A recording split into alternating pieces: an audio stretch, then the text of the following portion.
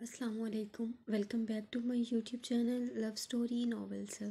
کیسے ہیں آپ سب؟ امید ہے خیریت سے ہوں گے۔ اللہ پاک آپ سب کو اپنے حفظ و ایمان میں رکھے، صحت و تندرستی والی لمبی زندگی عطا کرے اور اب سب کی پریشانیوں کو دور فرمائے۔ ہمارے والدین کا سایہ ہمارے سروں پر ہمیشہ سلامت رکھے، آمین۔ معافی مانگو پہلے مجھ سے، وہ حاکمانہ انداز میں قصیلی آواز کے ساتھ بولا۔ چھوڑو، اسے ڈر لاحق تھا کہ کہیں وہ گارڈز نہ آ جائیں، اس لیے تیزی سے اپنا ہاتھ چھڑوانے کی کوشش کرنے لگی۔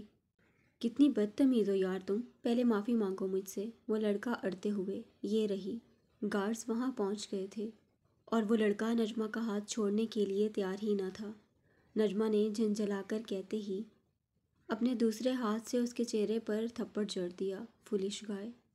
حملہ اچانک ہوا تھا تو وہ بیچارہ سنسی کیفیت میں اس نڈر و بے باک لڑکی کو دیکھنے لگا۔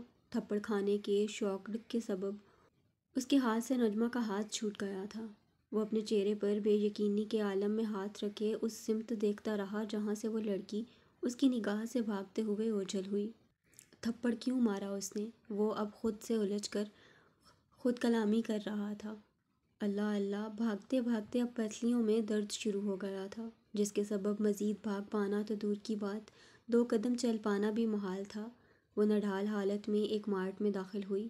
ابھی یہی سوچ ہی رہی تھی کہ کہاں چھپے کہ سامنے ایک کمرہ نظر آیا۔ وہ بغیر کچھ سوچے سمجھے کمرے کا دروازہ کھول کر اندر داخل ہو گئی۔ تمہیں سامان لینے بھیجا تھا جواد، نہ کہ سونے۔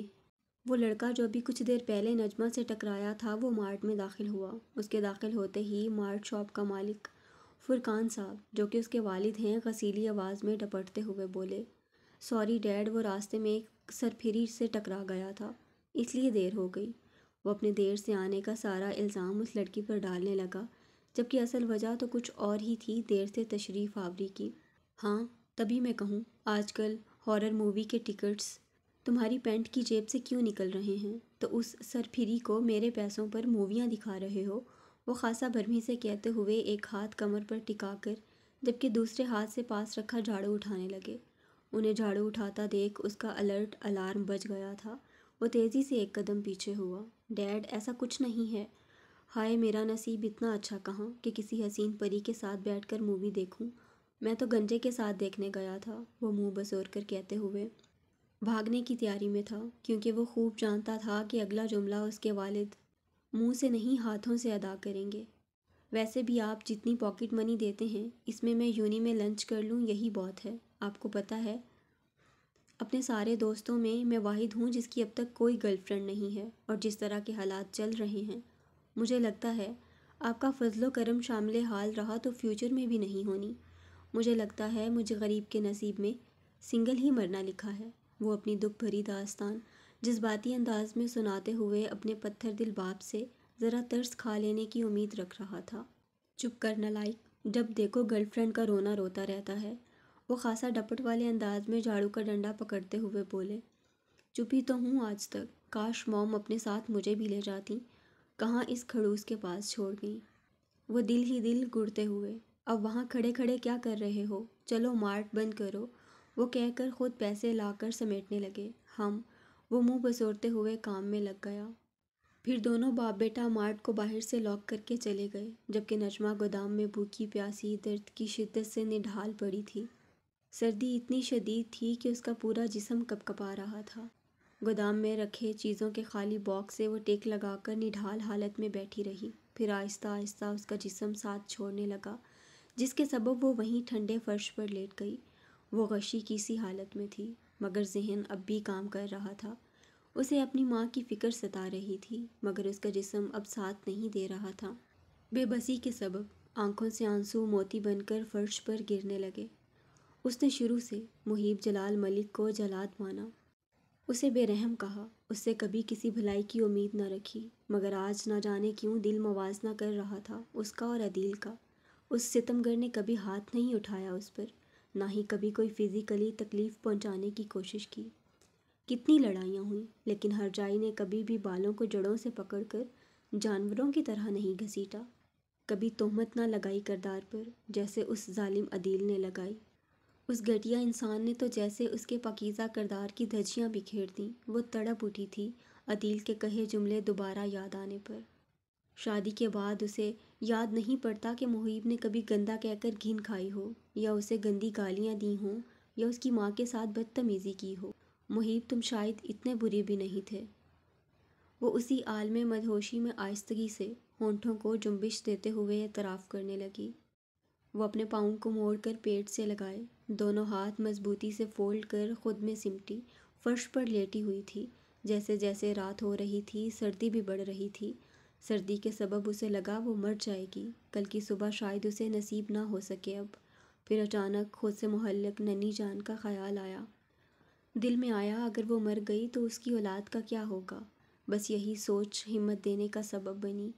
وہ روتے ہوئے لرزتے وجود کے ساتھ اٹھنے کی کوشش کرنے لگی تاکہ کچھ ڈھونڈ کر سردی سے خود کو بچائے۔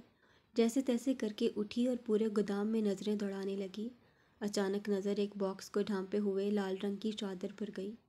اس چادر کو باکس سے اتار کر اپنے وجود سے لپیٹنے کے بعد زمین پر کچھ بچھانے کے لیے تلاش کرنے لگی۔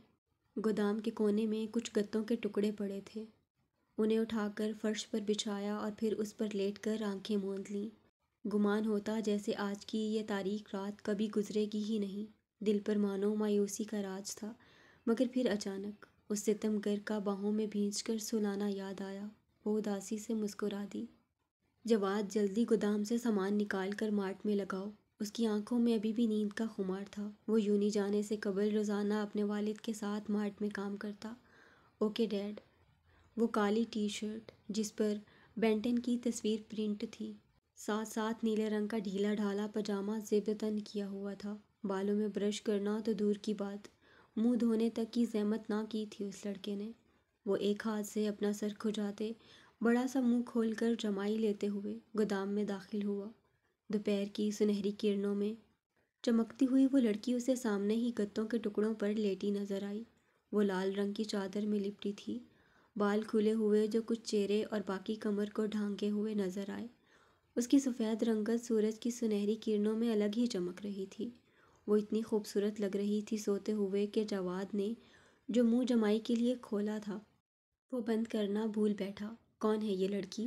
اور اپنا منہ تو بند کر لو ورنہ مکھی گھس جائے گی۔ اس کے پیچھے پیچھے فرقان صاحب گودام میں داخل ہوئے۔ ان کی نظر بھی سب سے پہلے اس حسین لڑکی پر گئی اور پھر اپنے بیٹے پر، جو منہ کھولے اسے ستائشی نگاہ سے تک رہا تھا۔ اپنے والد کے ٹوکتے ہی اس نے تیزی سے منہ بند کیا۔ ارے یہ تو وہی سرپھری ہے جو کل مجھ سے راستے میں ٹکرائی تھی۔ یہ بات یاد آتے ہی فوراً اپنے سیدھے گال پر ہاتھ رکھا، کیونکہ اب اس کا مارا ہوا کڑاکدار تھپڑ بھی یاد آ گیا تھا۔ کھڑے کھڑے منہ کیا دیکھ رہے ہو، اٹھاؤ اسے، وہ خاصا برہمی سے بولے، جس پر جواد اس بات میں سر ہلا کر اس کے قریب جا کر بیٹھا۔ چیک کرو کہیں مرور تو نہیں گئی، فرقان صاحب فکر مند پریشان لہجے میں کہتے ہی اس نے تھوک گلے میں نکلا اور ڈرتے ڈرتے اس کے ناک کے نیچے اپنی انگلی لگائی۔ شکر زندہ ہے یہ، اس کی گرم سانسیں محسوس ہوتے ہی سکھ کا سانس لیتے ہوئے گویا ہوا۔ تو اٹھاؤ اسے، کس چیز کا انتظار کر رہے ہو؟ وہ برہمی سے حکم صادر کرنے لگے۔ اٹھا ہی رہا ہوں۔ ان کی جلد بازی دیکھ وہ خاصا جھنجھلاتے ہوئے بولا۔ صبر تو ہے ہی نہیں اس شخص میں، وہ چڑھتے ہوئے بڑبڑانے لگا۔ ہیلو اٹھو، تم یہاں نہیں سو سکتی، ہیلو۔ جواد ڈر رہا تھا اسے اٹھاتے ہوئے۔ ایک تو لڑکی، اوپر سے حسین، پھر ستم والا ستم، نری سرپھری جس کا نمونہ وہ کل دیکھ چکا تھا۔ نہایت آہستگی سے اسے آوازیں دے کر اٹھانے لگا۔ اس کی آوازوں پر نجمہ کا ذہن کام کرنے لگا۔ اس نے آہستگی سے اپنی آنکھیں کھولتے ہوئے کہا، محیب۔ محیب نہیں، جواد، جواد نام ہے میرا۔ وہ اس کے حسین چہرے پر جھک کر نام کی تصحیح کرنے لگا۔ آنکھ کھلتے ہی ایک اجنبی کو اپنے اتنے قریب دیکھ وہ ہڑبڑا کر اٹھی۔ وہ اس قدر ہڑبڑائی تھی کہ اٹھتے وقت یہ بھی خیال نہیں آیا کہ مقابل سے ٹکرا جائے گی۔ وہ لڑکی اتنی پھرتی سے اٹھی کہ جواد پیچھے نہ ہو سکا۔ نتیجتاً دونوں کی پیشانی زور سے ٹکرائی۔ جواد تو اپنا سر پکڑ کر ابھی اسے دیکھ ہی رہا تھا کہ وہ کھڑے ہونے کی کوشش میں لڑکھڑا کر پیچھے کی جانب گری۔ اس کے پاؤں ٹھنڈ کے سبب بالکل سن پڑ چکے تھے، اس لیے وہ چاہ کر بھی اپنے پیروں پر کھڑی نہ ہو سکی۔ جیسے ہی وہ پیچھے کی جانب گری، اس کے پیچھے رکھے سارے باکس جو ایک کے اوپر ایک رکھے گئے تھے، جو گودام کی چھت کو چھوتے نظر آ رہے تھے، تیزی سے بیچارے جواد پر گرنے لگے۔ یا اللہ، یہ لڑکی ہے یا آفت! جب سے ملی ہے بینڈ بجا کر رکھ دی ہے۔ کچھ لمحوں بعد سارے گودام کے باکس اس کے اوپر تھے اور وہ فرش پر چاروں شانے چت پڑا تھا۔ وہ لڑکی اس کے لیے کسی آفت سے کم نہ تھی۔ لڑکی تم کون ہو اور ہمارے گودام میں کیا کر رہی ہو؟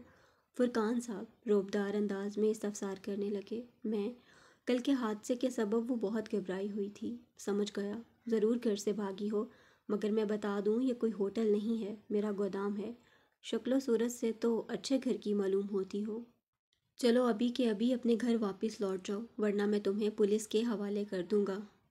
وہ لڑکی دیکھنے میں ہی کمسن معلوم ہو رہی تھی، ساتھ ساتھ اس کے زیب تن کیے برانڈڈ کپڑے۔ فرقان صاحب نے اسے گھر سے بھاگی ہوئی بچی گمان کیا۔ ان کے دھمکی آمیز لہجے میں کہتے ہی وہ فوراً ڈر کر بولی، نہیں، پولیس کے حوالے نہ کریں، میں خود چلی جاؤں گی۔ وہ جانے کی نیت سے واپس اٹھنے کی کوشش کرنے لگی، مگر کمزوری کے سبب جسم نے ساتھ نہیں دیا۔ کیا ہوا؟ کھڑی کیوں نہیں ہو پا رہی ہو تم؟ جواد سارے باکس خود سے ہٹا کر ابھی اٹھ کر بیٹھا ہی تھا کہ اسے دوبارہ لڑکھڑا کر فرش پر گرتے دیکھا، جس پر وہ فکر مند لہجے میں پوچھنے لگا، پاؤں ٹھنڈ کی وجہ سے سن ہو گئے ہیں؟ وہ آہستگی سے جواب دہ ہوئی، شکر کرو مری نہیں، ورنہ جتنی ٹھنڈ میں تم فرش پر سوئی ہو ممکن تھا کہ سردی سے ہی مر جاتی، اور پھر تمہارے والدین ہم پر کیس کر دیتے۔ فرقان صاحب بگڑتے ہوئے گویا ہوئے، اب الو کی طرح بیٹھے بیٹھے کیا دیکھ رہے ہو؟ اٹھا کر اسے باہر لاؤ، میں گرم چائے آرڈر کرتا ہوں اس کے لیے۔ وہ اپنے بیٹے کو کہتے ہوئے باہر چل دی ہے۔ اٹھو باہر چلو میرے ساتھ۔ وہ اپنا ہاتھ اس حسین و جمیل لڑکی کے آگے بڑھاتے ہوئے، پکڑ بھی لو، بے فکر رہو، تمہاری طرح ہاتھ پکڑنے پر تھپڑ نہیں مارتا۔ وہ خاصا جتاتے ہوئے طنز کا تیر چلانے لگا، جس پر وہ شرمندگی محسوس کرنے لگی، کیونکہ وہ اچھی طرح واقف تھی کہ غلطی کل اس کی اپنی تھی۔ ارے پکڑ بھی لو یار۔ وہ لڑکی اس کا اپنے آگے بڑھایا ہوا ہاتھ دیکھ سوچ میں پڑ گئی تھی۔ اسے تو زندگی میں آنے والے ہر مرد نے ہی دھوکہ دیا تھا، وہ زرون ہو، محیب ہو یا پھر مددگار بن کر آیا عدیل، وہ کیسے اتنی آسانی سے ایک اجنبی لڑکے کے ہاتھ میں اپنا ہاتھ تھما دیتی؟ وہ ڈر رہی تھی، اور اس کا ڈر اپنی جگہ درست بھی تھا۔ اوف، اٹھو! وہ 2-3 بار بول چکا تھا، مگر مقابل حسینہ کی جانب سے کوئی جواب ہی موصول نہیں ہو رہا تھا۔ وہ تو بت بنے اس کمسن عمر لڑکے کے اپنی جانب بڑھے ہوئے ہاتھ کو تک رہی تھی، جس پر اب مقابل کوفت کا اظہار کرنے لگا۔ ایک گہرا سانس ہوا میں خارج کرنے کے بعد، بغیر اس کے ری ایکشن کا مزید انتظار کیے، خود سے اس کا ہاتھ تھام کر کھڑا کرنے لگا۔ تمہیں مارا ہے کیا کسی نے؟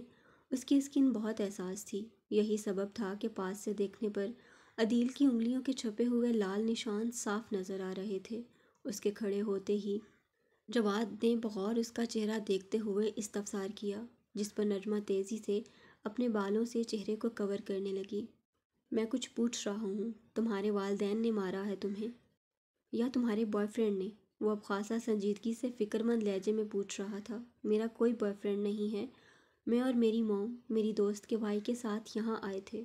اس کا وعدہ تھا کہ وہ ہمیں باحفاظت فلیٹ میں چھوڑ کر چلا جائے گا، مگر اس لڑکی کے پاس کوئی چارہ نہ تھا، اسے مدد کی سخت ضرورت تھی۔ وہ لڑکا اور اس کے والد شاید اس کی کچھ مدد کر دیں، یہی سوچ کر وہ اسے اپنے ساتھ ہوا حادثہ بیان کرنے لگی، مگر بولتے بولتے لب از خود رکے جب وہ لمحات دوبارہ یاد آئے کہ عدیل اس کے ساتھ زبردستی کرنے کی کوشش کر رہا تھا۔ اس کے گلابی ہونٹوں کو لزڑتے ہوئے جواد بغور دیکھ رہا تھا۔ او، تو کل تم اس سے بچ کر بھاگ رہی تھی۔ وہ معاملے کی نوعیت اب پوری طرح سمجھ چکا تھا۔ ہاں، اس کے گارڈز میرے پیچھے پڑے تھے، وہ تیزی سے بولی۔ ہم اور تمہاری موم کیا اسی کے پاس ہیں ابھی؟ ہاں، اس نے انہیں میرے سامنے کمرے میں بند کیا تھا۔ چلو میرے ساتھ باہر چلو، میں ڈیڈ سے بات کرتا ہوں۔ وہ اسے باہر ہاتھ پکڑا کر لایا ہی تھا کہ سامنے سے ایک زوردار سیٹی کی آواز آئی، جس پر وہ دونوں سامنے کی جانب متوجہ ہوئے۔ اوہ، یہ میں کیا دیکھ رہا ہوں؟ واہ بھئی واہ، گرل فرینڈ بنا لی اور دوست کو بتایا بھی نہیں۔ کاشف جو یونی جانے کے لیے جواد کو بلانے آیا تھا، اسے نجمہ کا ہاتھ پکڑا دیکھ ایکسائٹڈ ہو کر بولا، ساتھ ساتھ آخری جملہ ادا کرتے وقت لہجے میں ذرا خفگی بھی اتر آئی تھی۔ تم یہاں بیٹھو، میں ذرا اس گنجے کو چپ کروا کر آتا ہوں۔ کاشف کے جملے سنتے ہی جواد کے گال بالکل گلابی پڑ گئے تھے، مارے شرمگی کے۔ وہ لڑکا ہو کر شرما گیا تھا۔ وہ لڑکی اتنی حسین تھی کہ اگر گرل فرینڈ بن جائے تو یقیناً وہ اسے اپنی خوش قسمتی ہی سمجھتا۔ چپ! کچھ بھی بولتا ہے، ابھی صرف دوست ہے میری۔ نہ جانے دل میں کیا سمائی کہ اپنے دوست کا تعارف کروایا، جبکہ ابھی ملے وقت ہی کتنا ہوا تھا۔ ابو جان، نجمہ بھاگ گئی ہے۔ میرے گارڈز نے بہت ڈھونڈا مگر وہ تو جیسے استنبول کی سڑکوں پر سے اچانک غائب ہی ہو گئی۔ عدیل نہایت پریشانی کے عالم میں اپنے والد کو فون کر کے نجمہ کے بھاگ جانے کی اطلاع دینے لگا۔ یہ کیا کہہ رہے ہو تم؟ اگر وہ پولیس کے پاس چلی گئی تو، یا اس نے محیب جازہ سے رابطہ کر لیا تو؟ عدیل، تم ایک لڑکی نہیں سنبھال سکے؟ وہ خاصا غصے سے بولے۔ ابو جان، اب ہو گئی غلطی تو کیا کروں؟ وہ جھنجھلاتے ہوئے۔ وہاں سے جلد از جلد واپس لوٹ آؤ، اس سے پہلے وہ لڑکی کوئی نیا مسئلہ کھڑا کر دے۔ مگر میں اس حرامن کو سبق سکھانا چاہتا ہوں، اسے سبق سکھائے بغیر واپس۔ وہ بول ہی رہا تھا کہ مقابل تیزی سے بات کاٹتے ہوئے برہم انداز میں حکم صادر کرنے لگے۔ اس کو سبق سکھانے کے چکر میں ہمارے لیے مزید مشکلات پیدا نہ کرو، اور ابھی کہ ابھی واپس لوٹ آؤ۔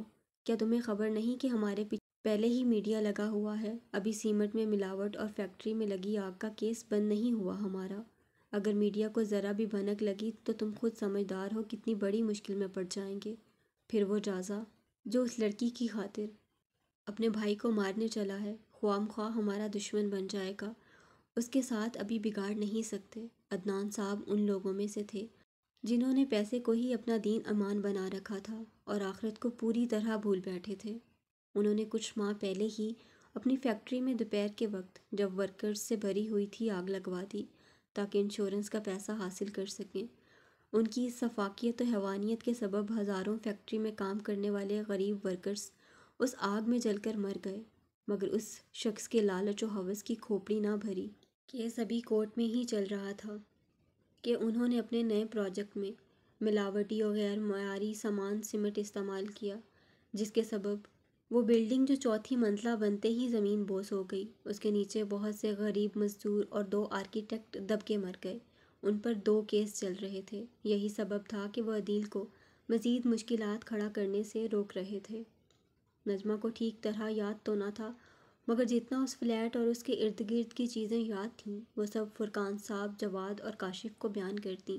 فرقان صاحب اس لڑکی کی مدد کی خاطر اسے ٹیکسی میں بٹھا کر پورے دن شہر کے سارے فلیٹس دکھاتے رہے تاکہ وہ پہچان سکے، مگر سارے فلیٹ ایک جیسے ہی نظر آ رہے تھے۔ رہا صاحب، وہ ترکی پہلی بار آئی تھی، اسے نہ تو یہاں کے کسی مشہور علاقے یا شہر کا نام پتہ تھا، نہ کسی مشہور شاپ کا، جس کے سبب ڈھونڈنے میں اور بھی دقت پیش آ رہی تھی۔ سر، کمرے میں بند خاتون کا کیا کرنا ہے؟ اس کی واپسی کی فلائٹ بک تھی۔ وہ واپس جانے کے لیے کھڑا ہوا تو اس کا ایک گارڈ نظریں جھکا کر آہستگی سے استفسار کرنے لگا۔ وہ اپنی شیطانی منصوبے میں کامیاب نہ ہو سکا کیونکہ نجمہ اس کے گارڈز کے ہاتھ نہیں آئی تھی، جس کا غصہ اس کے چہرے پر عیاں تھا۔ ساتھ ساتھ ماتھے پر سفید پٹی اس لڑکی کی جرات یاد دلا رہی تھی جس پر وہ مزید آگ بگولا ہوئے جا رہا تھا۔ چھوڑ دو ایسے ہی، مجھے اس کی بیٹی چاہیے تھی، وہ تو بھاگ گئی۔ اس کے خون سے اپنے ہاتھ رنگنے کا مجھے کوئی فائدہ نہیں، بند رہنے دو اسے کمرے میں۔ بھوک پیاس سے تڑپ تڑپ کر خود ہی مر جائے گی، وہ سفاکیت سے کہتے ہوئے باہر کی جانب چل دیا۔ مجھے یاد آیا جب میں اپنی موم کے ساتھ کمرے کی کھڑکی سے باہر دیکھ رہی تھی تو مجھے ایک مسجد نظر آئی تھی۔ موم نے کہا وہ نیلی مسجد ہے۔ نجمہ کو اچانک ہی یاد آیا تھا، ارے وہ تو ہمارے مارٹ کے قریب ہی ہے، اس کا مطلب وہ فلیٹ بھی آس پاس ہے۔ جواد اس کی بات سنتے ہی تیزی سے بولا، جنوری کے مہینے کے سبب استنبول برف سے ڈھکا ہوا تھا۔ آج رات برف باری کا امکان تھا، جس کی نیوز پہلے ہی چینلوں پر چل رہی تھی۔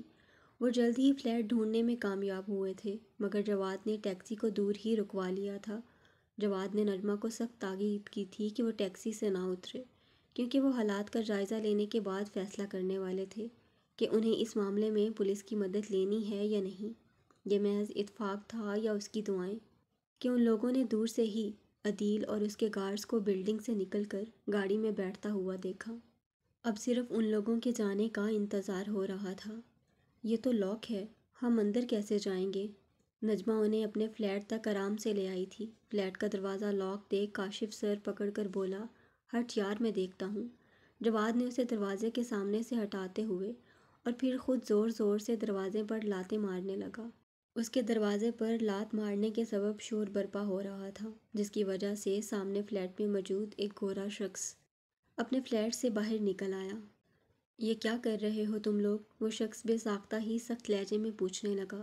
سوری ڈاکٹر، آپ کو پریشان کر رہے ہیں، مگر اس لڑکی کی والدہ اندر کمرے میں لاک ہو گئی ہیں، اس لیے ہم دروازہ توڑنے کی کوشش کر رہے ہیں۔ فرقان صاحب ڈاکٹر حسن کو پہلے ہی نگاہ میں پہچان گئے تھے۔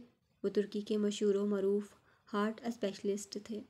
اوہ مگر یہ فلیٹ تو مجھ سے عدیل عدنان ملک نے خریدا ہے، وہ تیزی سے بولے۔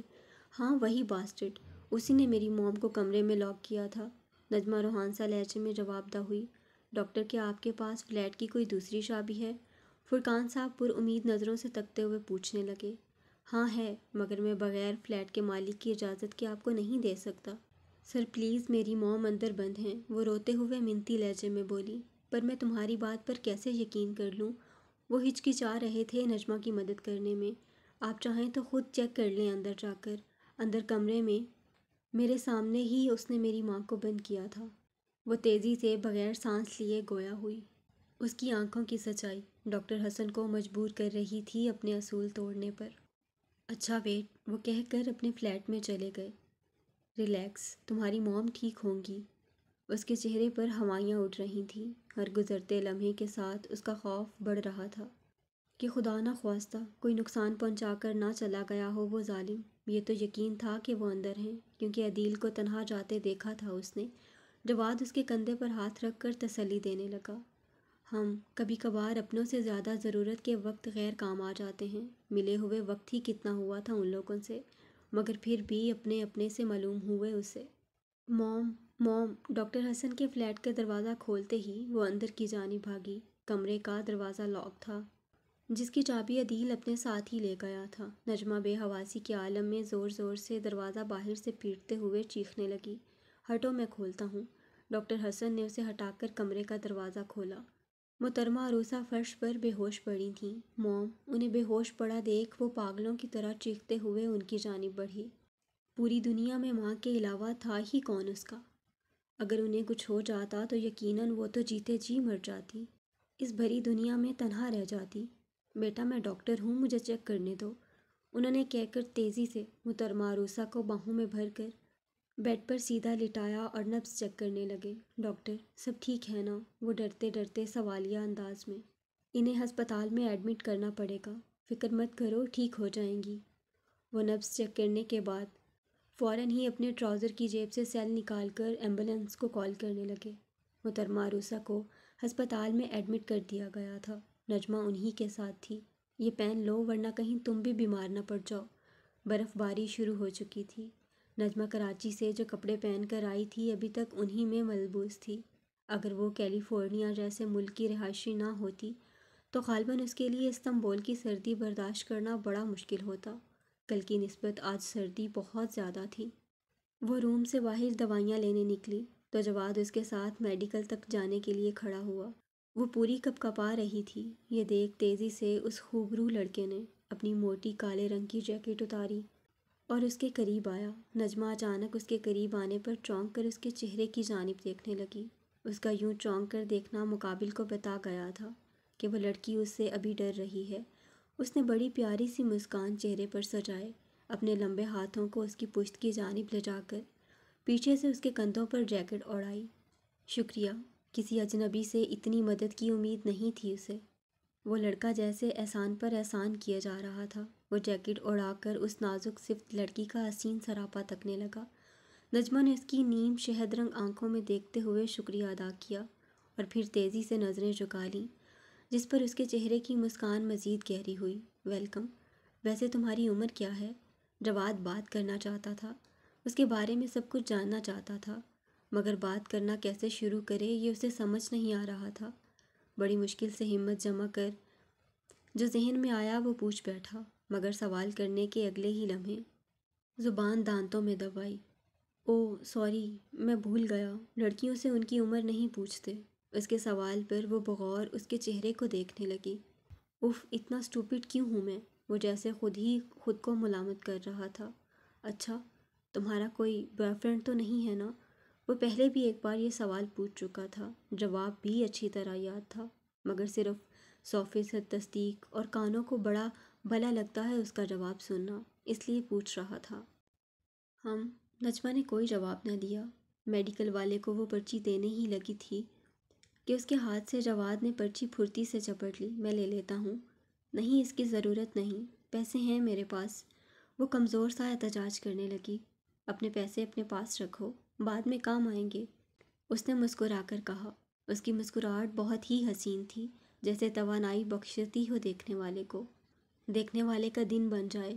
کچھ ایسا چارم تھا اس خوبرو لڑکے کی مسکان میں، وہ منع نہیں کر سکی کیونکہ وہ خلوص سے دے رہا تھا۔ ٹھیک ہے، مگر اس کے بدلے میں تمہیں کھانا کھلانا چاہوں گی۔ نجمہ کے کہتے ہی وہ مزید مسکرانے لگا۔ نیکی اور پوچھ پوچھ، ضرور، جب بولو گی، جہاں بولو گی، بندہ حاضر ہو جائے گا کھانا کھانے۔ وہ اپنا سیدھا ہاتھ دل کے مقام پر رکھتے ہوئے تبسم بھرے ہونٹوں کے ساتھ گویا ہوا، مانا وہ شکرانے کے طور پر دعوت دے رہی تھی۔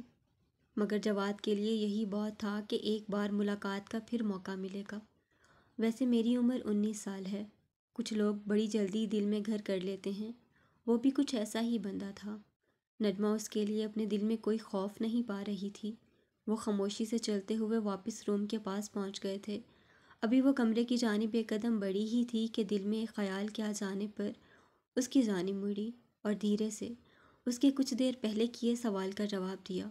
ارے واہ، میں 20، تم مجھ سے 1 سال چھوٹی ہو، اس کا مطلب تمہیں میری عزت کرنی چاہیے، وہ چھیڑتے ہوئے بولا۔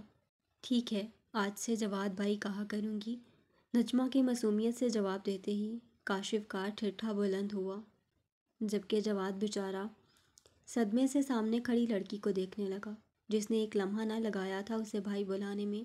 نہیں، کوئی ضرورت نہیں، 1 سال بڑا کوئی بڑا نہیں ہوتا، ہم عمر ہیں، اتنی جلدی تو پاکستانی سیاسی لیڈر بھی بیان نہیں بدلتے جتنی جلدی وہ بدل گیا تھا۔ نجمہ اسے کنفیوز نگاہوں سے تکنے لگی۔ اب سمجھ آ گیا، اتنی خوبصورت ہونے کے باوجود اس کا کوئی بوائے فرینڈ کیوں نہیں؟ یقیناً سب کو بھائی بنا لیتی ہوگی۔ جواد تو بال بال بچا، بھاڑ میں جائے ایسی عزت جو بھائی کا مقام دلائے۔ وہ منہ ہی منہ میں بڑبڑاتے ہوئے اپنے دل کے مقام پر ہاتھ رکھ کر ہلکے ہلکے تھپکنے لگا، جیسے اپنے دل کو تسلی دے رہا ہو کہ سب ٹھیک ہے۔ کچھ کہا تم نے؟ نجمہ کو محسوس ہوا جیسے وہ کچھ بول رہا ہو۔ نہیں، تم اندر جاؤ، وہ نفی میں سر ہلاتے ہوئے۔ اب کیسا محسوس کر رہی ہیں آپ؟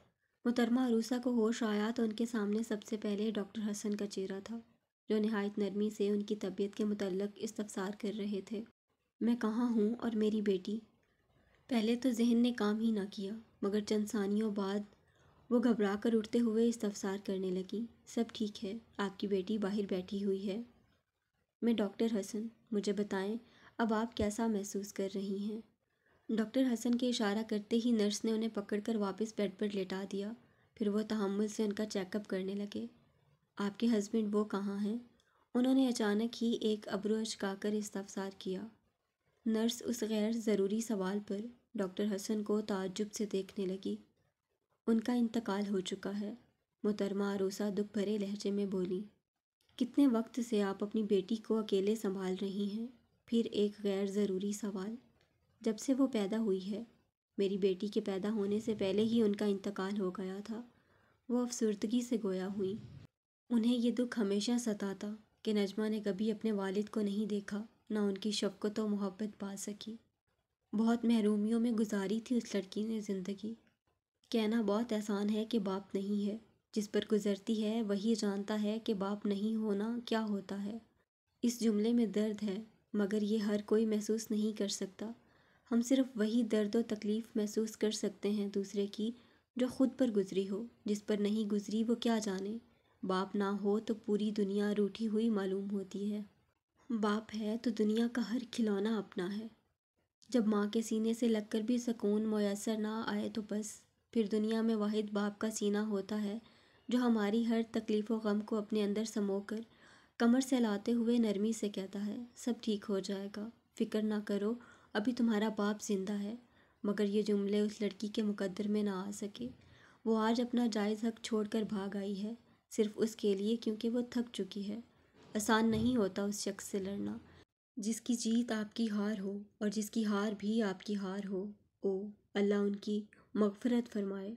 وہ دعائیہ کلمات ادا کرنے کے بعد خاموش ہو گئے۔ شکریہ ڈاکٹر، ڈاکٹر حسن چیک اپ کے بعد جانے لگے تو رسمی طور پر محترمہ عروسہ شکریہ ادا کرنے لگی، جبکہ جواباً وہ ہلکا سا مسکرا دیے۔